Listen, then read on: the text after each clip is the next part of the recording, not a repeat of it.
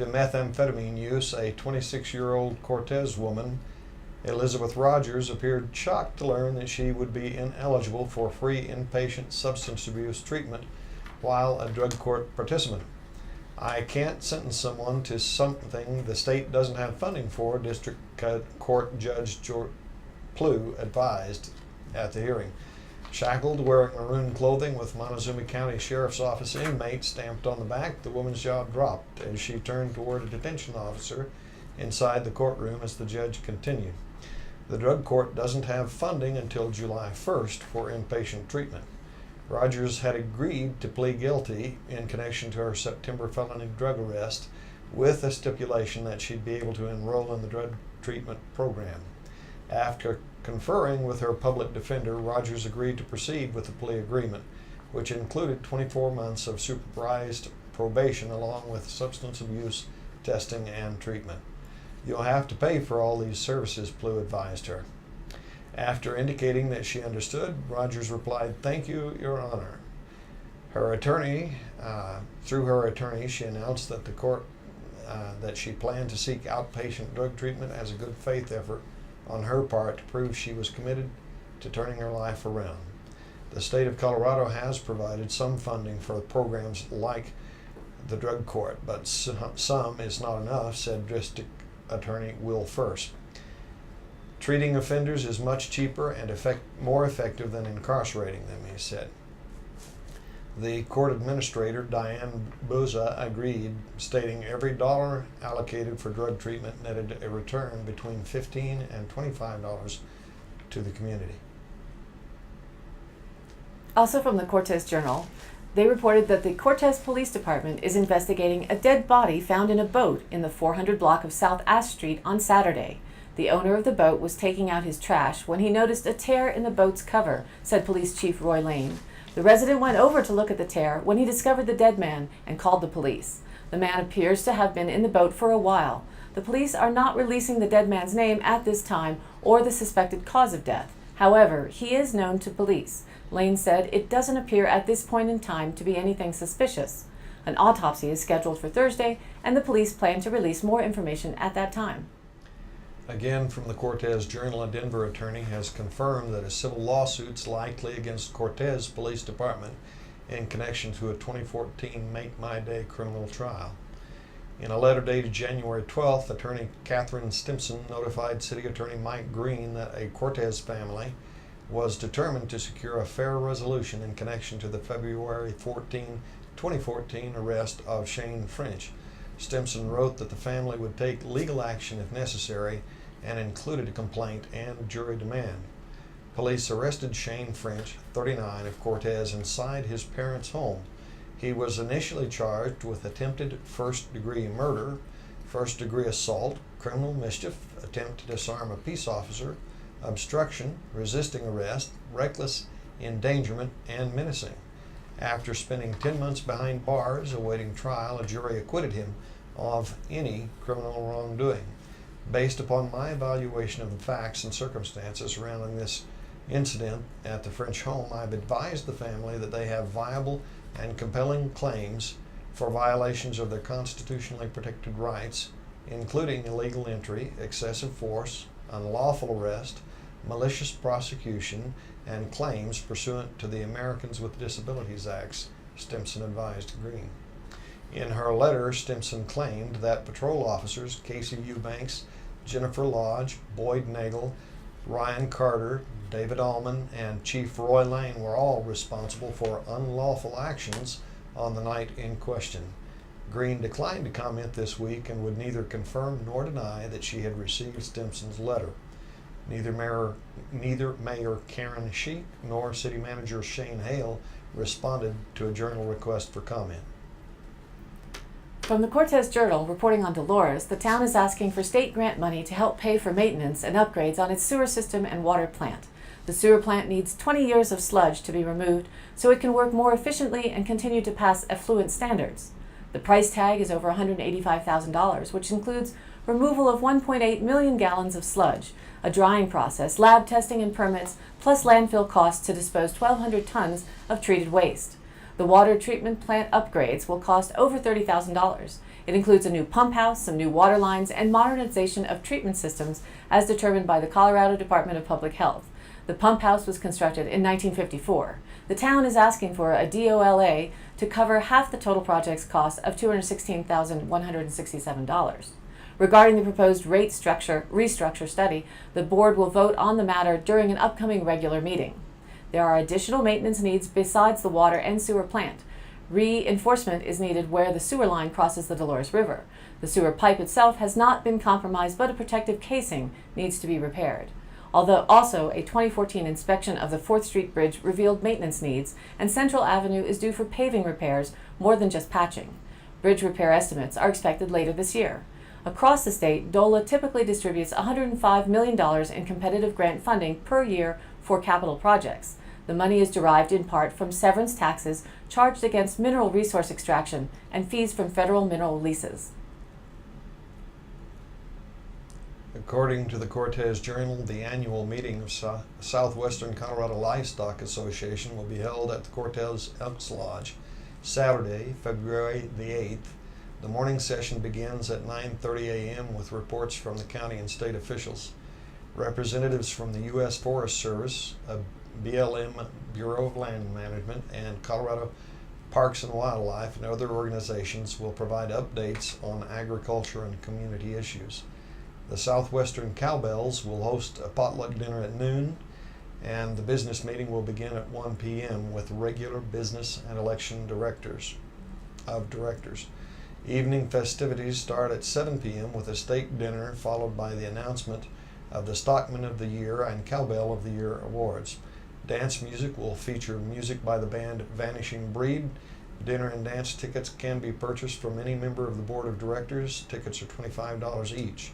Last year, rancher Wayne Goodall of Lewis was named Stockman of the Year, and Tammy Russell of Lewis was named Cowbell of the Year. Last year's Cowbells brand quilt was made from once forgotten blocks of former member Jackie Wallace. After Wallace passed away, the blocks were discovered.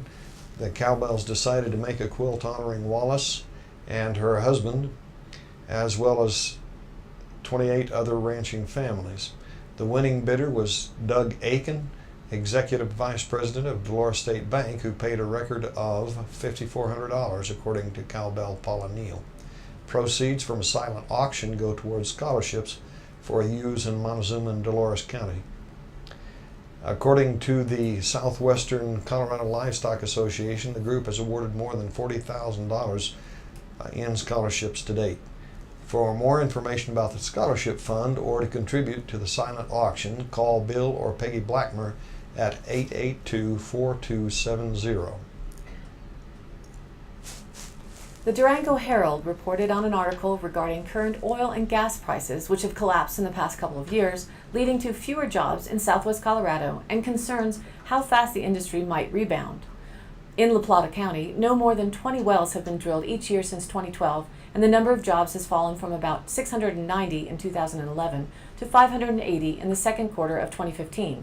This according to the Colorado Department of Labor and Employment. When the oil and gas industry is adding jobs, it can have a positive ripple effect through the economy. For every high-paying oil and gas job added, it helps support about 2.5 jobs in the community, said Laura Lewis Marchino, Assistant Director of the Region 9 Economic Development District. The opposite is true when the industry lays off employees. If the community lost 100 oil and gas jobs, the top 5 industries that could see job losses would include oil and gas support services, commercial building maintenance, restaurants, real estate, and hospitals.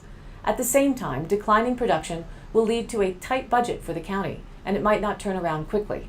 Taxes from natural gas are predicted to drop from 41% to 30% of the county's property tax revenue from 2015 to 2017.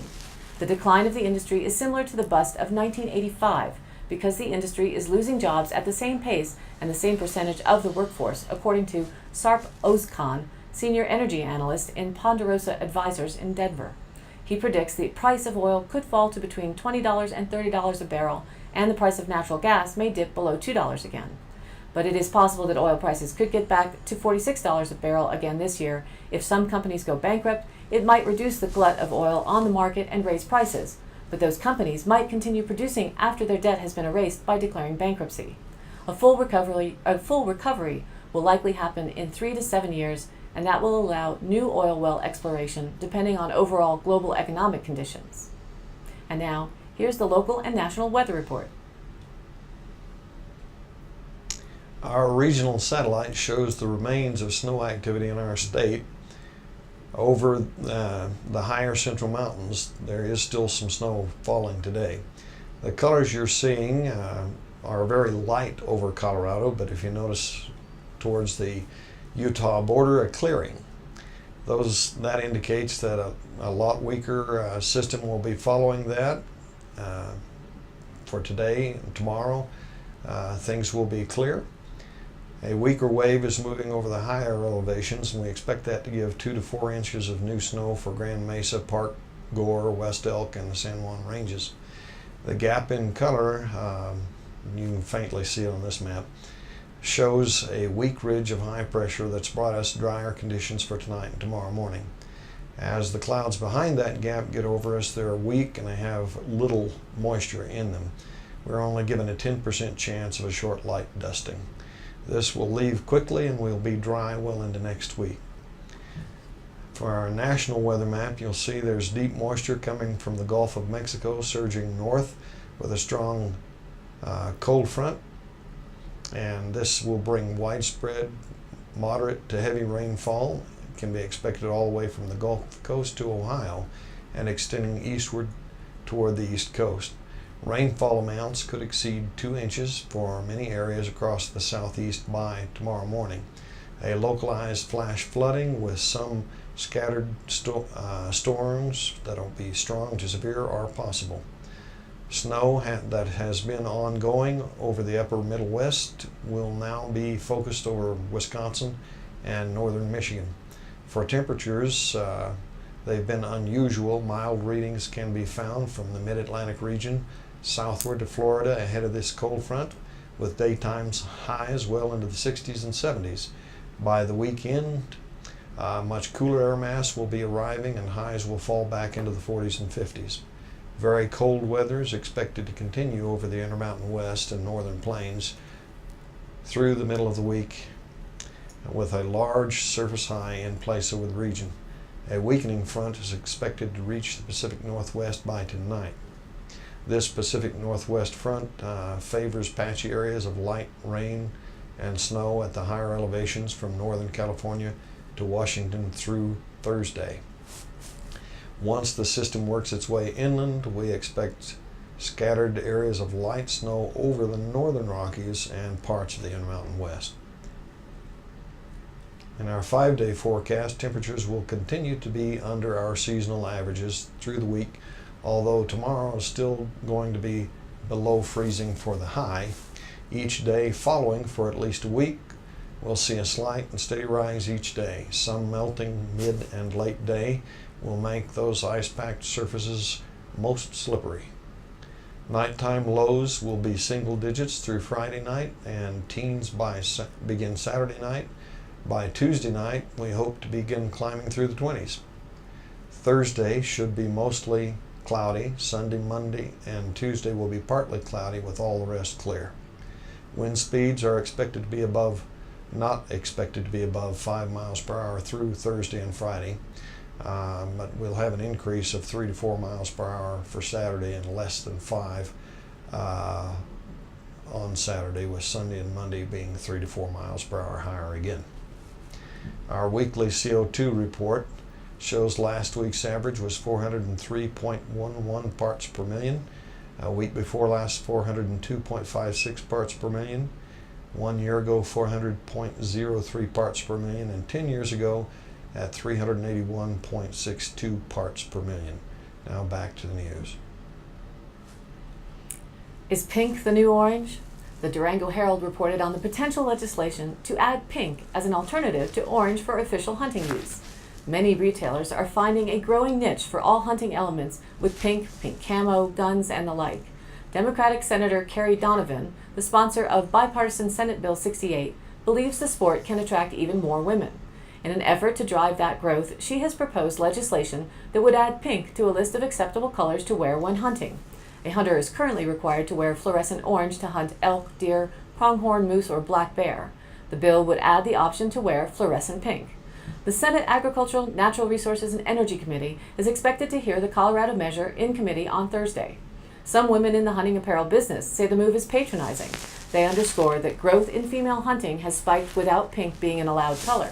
Donovan responded that her intention is not to oversimplify the subject. She said, "I would never say that just providing a new color will make someone do any activity or event, but providing more options, giving it a little bit more fun, I think is worthwhile." She equated the issue to breast cancer research advocating using pink to rally support.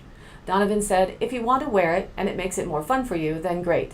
If it's not your thing, then you still have orange." In the Cortez Journal, a new San Juan National Forest Recreation Site analysis proposes some closures and improvements for the Dolores Ranger District. The Forest Service is looking for operators at the Aspen Guard Station and Glade Guard Station.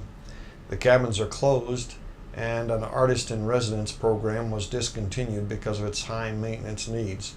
The restroom at Sage Hen and at McPhee Reservoir is likely to be demolished unless local partners are willing to pick up help and maintain the facility, which has suffered a lot from vandalism.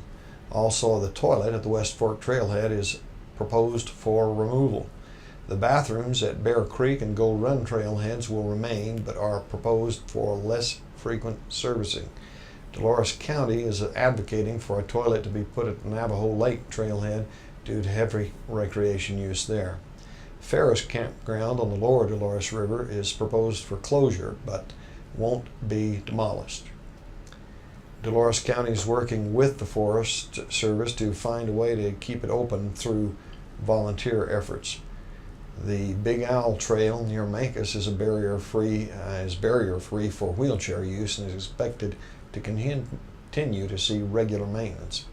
At the West Fork Campground, the plan is to replace 12 tables and fire rings. Loops at the House Creek Campground would be closed unless occupancy rates increase. The San Juan National Forest, with 1.8 million acres covering 10 Colorado counties, maintains 129 recreational sites, including trailheads, restrooms, and interpretive signs. But over the years, Congress, attempting to trim the federal budget, has allocated less money to the U.S. Forest Service, which means local agencies must look for ways to cut operational costs. ModernFarmer.com had an interesting article on fungus in coffee. They reported that adding flavors to coffee is a new twist that's old again. We're not talking about a shaker of cocoa powder on the table next to the milk at your local coffee shop. High-end coffee folks are adding elaborate syrups, bitters, fruits, and extracts to coffee, all with the aim of enhancing or balancing flavors inherent in the coffee. Unrest Roasting Company, based in Maine, according to the Bangor Daily News, a man named Mikhail Beaulieu talks about his coffee roasting. Coffee is usually roasted using hot air or in an environment sort of like a clothes dryer in which the beans are tossed around while roasting. Unrest's biggest hit is the Blue Hill Blend, a coffee made using beans from Sumatra. The blend comes from the fact that it's actually mixed with chaga, a parasitic fungus that's commonly found on birch trees in northern environments like, yes, Maine. It's not exactly a mushroom, but more like a cycle of the fungus's life in which it exists as basically a cache of food, waiting for more favorable conditions for the mushroom itself to come back. This particular one has a long history in the folk medicine of northern peoples from Scandinavia to Russia to the colder regions of North America. Western medicine's verdict on chaga isn't quite settled. There have been no conclusive studies on its safety, though some studies have indicated it has potential as an antioxidant. Is this something that folks in the southwest Colorado area can be inspired by? Should be a great mushroom year this year. Beaulieu grinds up local chaga and adds it to his Blue Hill coffee, which is only available already ground. He told the Bangor Daily News that it adds a smoky flavor, not a bad element, considering his coffee likely already has some smoke flavors from the roasting process. Interestingly, it's not unheard of in beverages. There's some history of people in Maine creating a tea out of chaga, so why not coffee? Again from the Cortez Journal, the mountain pine beetle epidemic that ravaged Colorado's lodgepole pines for 20 years is over because most of the vulnerable trees are dead, but a second bug that attacks spruce trees is spreading. the forestry experts reported last week. The experts had good news about Colorado's beloved aspen trees. With all those beautiful golden colors that we love so much, they're generally faring well after worrisome die-offs from drought in the previous years. The Forest Service and Colorado State Forest Service conduct an aerial survey of the state's trees every year, and the 2015 survey was released Thursday. It showed the mountain pine beetle has returned to its pre-epidemic levels after attacking more than 5,300 square miles of forest since 1996, leaving large swaths of the forest dull reddish-brown. The epidemic subsided because few vulnerable trees were left for the beetles to infect, the survey found. The beetle primarily attacks tall, slender lodgepole pines, but it also got into larger ponderosa pines. Lodgepoles are resilient and seedlings are growing amid the beetle-killed trees, reported Bob Kane, an inspector expert with the U.S. Forest Service. Lodgepole regenerates very quickly when you get sunlight on the forest floor, he said. A related insect, the spruce beetle, attacked another 285 square miles of spruce trees last year for a total of 2,500 square miles since 1996. That was a smaller increase than the year before, but Kane said it's too early to tell whether the epidemic has peaked. In the High Country happenings, the Dolores County Senior Services wants to make sure everyone interested knows about their Powerful Tools for Caregivers program. It's being made available February 10th through March 16th in a 6-week session held at the United Methodist Church in Dove Creek, each of those Wednesdays from 5:30 to 8 p.m., and the program is free of charge. This educational program is designed to help family caregivers take care of themselves while caring for a relative or friend. You'll benefit from this class whether you're helping a parent, spouse, friend, or someone who lives at home, in a nursing home, or across the country. To register, call Audrey at the DCSS 970-562-4626. And from the Pinion Project in Cortez, a Strengthening Families Parenting program will be held in 14 weekly sessions starting Wednesday, February 17th from 5:30 to 8 p.m. For parents and teens, it focuses on praise and positive interaction, active listening and responding, problem solving, effective and consistent discipline, managing stress, and more. For more information, contact Peggy Ledford at pledford@pinionproject.org.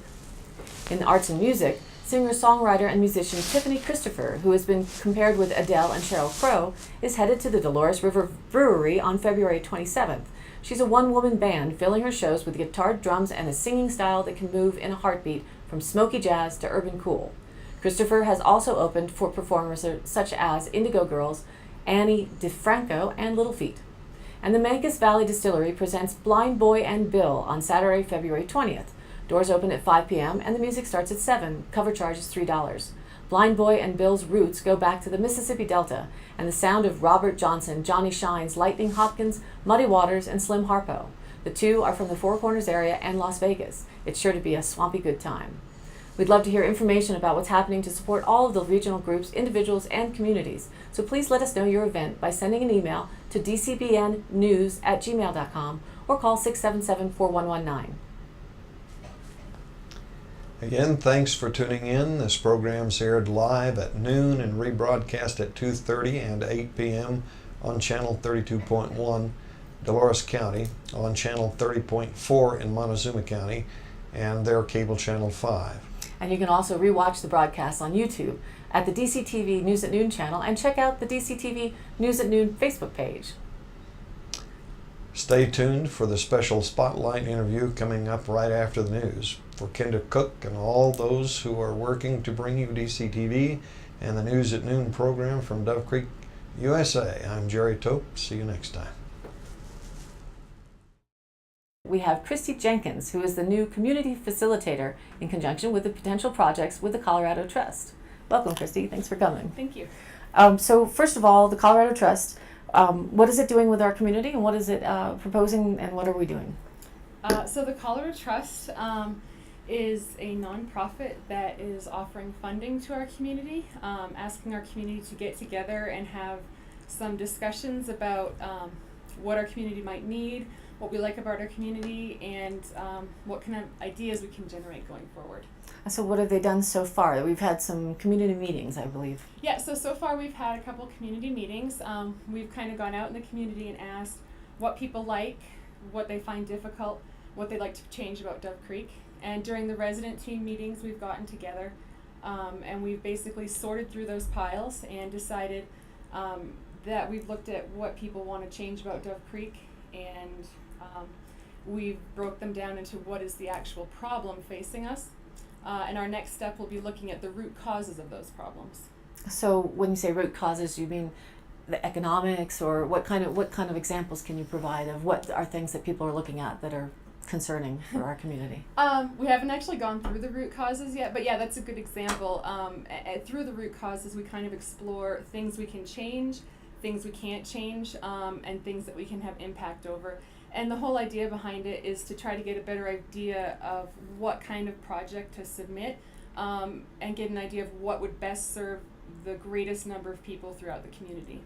So, and your job right now, you're the new facilitator. What does that involve as far as facilitating? A facilitator comes from the French word facile, which means to make easy. So I'd like to think my job is to make the process a little easier. Basically, I try to maintain a neutral outlook and guide the community through the process, give feedback when I see us getting stuck, and otherwise help to move forward. So, and in moving forward, we've done this first kind of initial step of just talking to, kind of canvassing the community to get as many voices as we can. That it doesn't just represent government or already existing agencies. It's trying to get the people involved. Is that right? Exactly. I think that's what makes the Colorado Trust unique, is that it really wants to see the community step forward and not necessarily the people who usually make decisions in a town. Has that been pretty successful so far? Have we got a good... It has been successful. We've had some great discussions, and I think the community is learning some really interesting things about itself. Kind of taking a good view in the mirror to see really Absolutely. what's... Yeah, the process itself has been really enlightening. Well, that's good. And so you said moving forward, what are the next steps? There's some meetings weekly now. Is that what's happening? Yeah, right now our resident team is meeting Fridays from 6 to 8 at the community center. Anybody is welcome to join who has interest. We're offering on-site daycare, dinner as well, and compensation for those who want to receive it. And basically, we're just looking to reflect the demographic of the town in the demographic of the resident team. So it's open to anyone who wants to join. Okay, so there's still opportunity to voice your opinion and get in on this. Absolutely. And what is the time frame we're looking at? Are we talking months or? Sure. Moving forward, the first opportunity for submitting a proposal would be March 22nd. So, of course, we're shooting for that deadline. But if we need more time to talk amongst ourselves and come up with a really solid proposal, then there's also a submission in the summer and a third one in the fall. So Okay. I'm confident that we'll find our spot. There's not a pressure that we have to get something just to get it. We need to get it right. Is Absolutely. a good idea. Absolutely. So, and how many projects? Is it just one project proposal that we can present, or is it a couple, or it just depends on what the needs are? That's a really good question. I think it really depends on what the community asks for. Again, that's the really special thing about this project. So it could be, perhaps a rolling proposal, that goes over the course of months or a year. It could be a number of submissions, or it could be just one. I think it can look any number of ways. Are there some examples you can provide of what kind of top things are hitting at this time, or is it still just developing? We don't really have a project. We don't have a proposal started yet, but I can say that some really interesting things have come up across the board as far as what people are noticing in the community, where we could strengthen and add support. And some of those areas are infrastructure in the community, in the town of Dove Creek. Some of the areas have to do with unifying the people and feeling more together. And also there's maybe a sense of isolation to living in Dove Creek. And the final one that came up and is pretty strong would be job opportunities. So the economic key element might help with all the rest of the areas. If there were perhaps either more jobs or more sustainable way to keep people in the community and involved, that might trickle out to the rest of the elements to provide some good changes. Is that Absolutely, and I kind of think of it as what kind of drop can we put in the bucket that'll create the greatest ripple. right? So I think you said it exactly. What would make the broadest impact across the community? Great. So, anything else you want to tell us about the how to get in touch with you, or what it's looking like for the next at least 2 months, right? Sure. So again, for the next 2 months, we'll be meeting Fridays from 6 to 8 at the Community Center in Dove Creek. You can reach me at 970-570-0095 or on my email, CristyJenkins8@gmail.com, if you need to get information or you're interested in joining us. Great. Well, I thank you for coming, and look forward to seeing the progress as we go forward. I think the community really needs sometimes an outside view to just kind of get it rolling, get it motivated a little bit more, and I hope that really moves forward with this project. So I appreciate you coming and your time. Thank you. And thank you very much for being a part of this Spotlight interview series at DCTV News at Noon. That's it for today, and we appreciate you tuning in or logging on to our YouTube channel. Again, thanks for watching, and see you next time.